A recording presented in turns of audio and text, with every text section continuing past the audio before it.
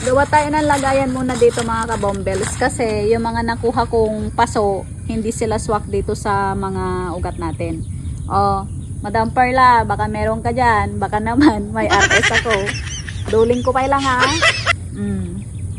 Alam ko pinagtaguan ko ha.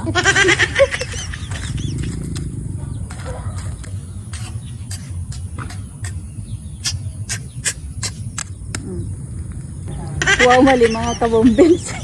Dapat pala hindi siya ganito, hindi siya yung baon na baon. Kailangan ganyan lang siya oh. Ganito. Yan, ganyan. Yan. Kasi gagawin natin dito pa ganyan eh. May nakalabas na ganito.